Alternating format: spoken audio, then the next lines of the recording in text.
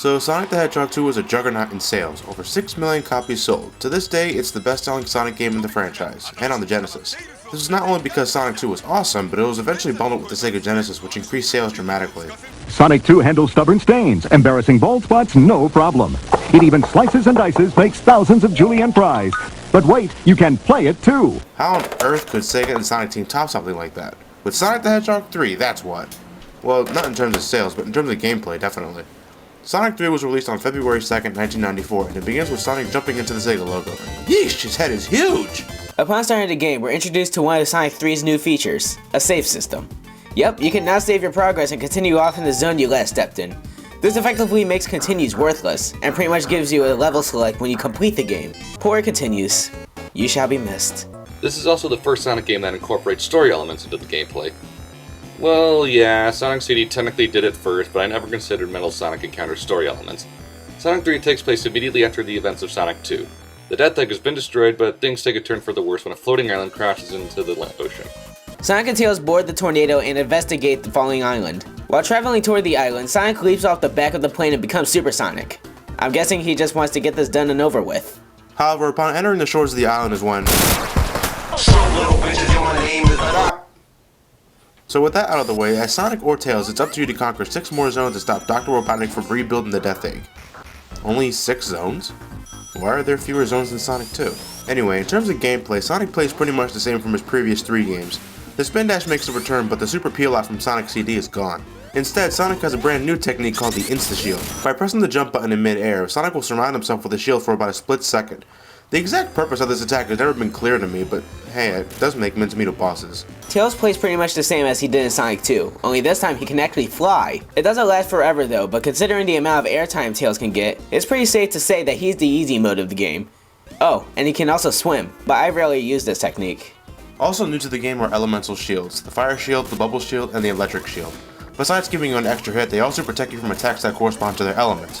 The fire shield protects you from fire, the bubble shield prevents you from drowning, and the electric shield protects you from the, well, rare electrical attack. But it also draws in rings, which is pretty sweet. In addition, when using Sonic with the shields, you can utilize shield-specific attacks by pressing the jump button twice.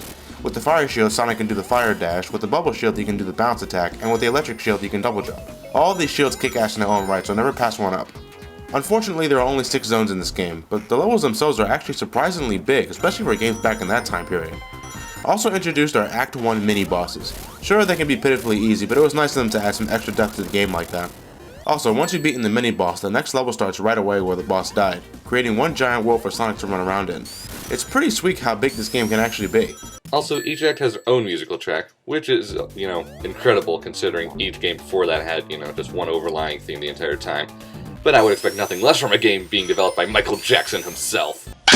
Angel Island Zone. It's Green Hill Zone, but with a jungle that catches fire! Hydro City Zone. A water level in which the water is not actually a threat. Great music though, and it's pretty damn fast. Marble Garden Zone. No, it's nothing like Marble Zone. This zone is much faster and contains spinny tops which send Sonic flying when it touches the ground. Carnival Night Zone. This is very similar to Casino Night Zone in Sonic 2, packed with bumpers and casino-themed tricks, as well as the infamous barrels. These barrels are rather infamous for... I remember the first time I got here. It took me 12 hours to do. Just going up and down. Up and down. Okay, whatever, moving on. Ice Cap Zone. For an ice level, there really aren't any ice elements in it. There's no slippery surfaces, and even the water is safe to travel in. Where's my hypothermia, Sonic Team? Launch Base Zone. The final level of the game, and compared to Scrap Brain and Winged Fortress Zone, isn't that hard at all. At the end of each zone is a boss battle with Robotnik, and throughout your adventure you'll run into Knuckles who you just wish you could punch in the face. He's always one step ahead of you and tries to obstruct your progress.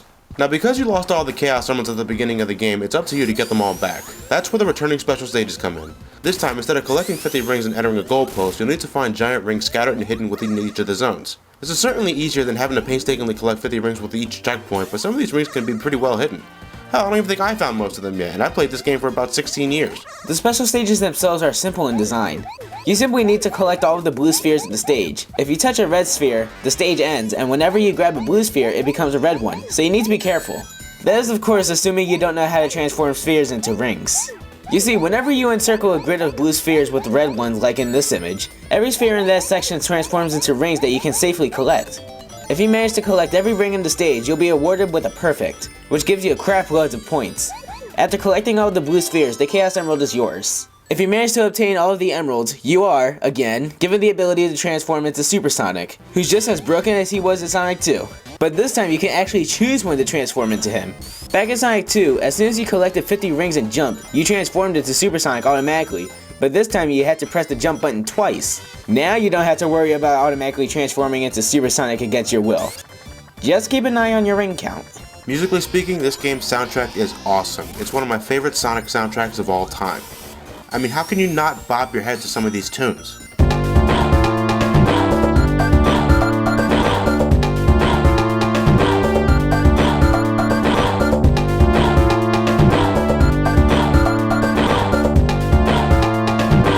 Graphically speaking, it's just as colorful and vibrant as you would expect from a Sonic game to be. This is certainly one of the best looking games on the Genesis, and yeah, I know I said that for Sonic 2, and for Sonic 1, but Sonic 3 just trumps them in almost every way. That's what I think anyway. But overall, something feels incomplete about this title. I mean, throughout your ventures, you'll come across little quirks that make no sense, and pathways that neither Sonic or Tails can reach. Secondly, while we certainly see Knuckles plenty of times, we never get to actually play as him, and it certainly looks like he's capable of being played as. In fact, if we do the level select code, up, up, down, down, up, up, up, up at the title screen... come on. Come on. Hey Johnny, what's wrong? Nothing, I'm just trying to get the damn code to work. Come on, dude, you need to be faster. I'm going as fast as I can, dude. It's just being really picky. Hold the controller sideways. What? No, I can do this. Come on, remember, no, up, just down, hold down, it like up, this. up, No, come on. Remember, Up, down, we down. have pancakes. You owe me for God's this. sake, even- You come know on, you let can me- do this. And Ryan, Come on, you shut no, up. You come gotta on, do it's this. up, down, How many down. times have you did this already? How many times did you do this already? Woo! Got it. They must have really not wanted us to see that level select screen. And I can see why. Look. Mushroom Valley? Sandopolis? Flying Battery?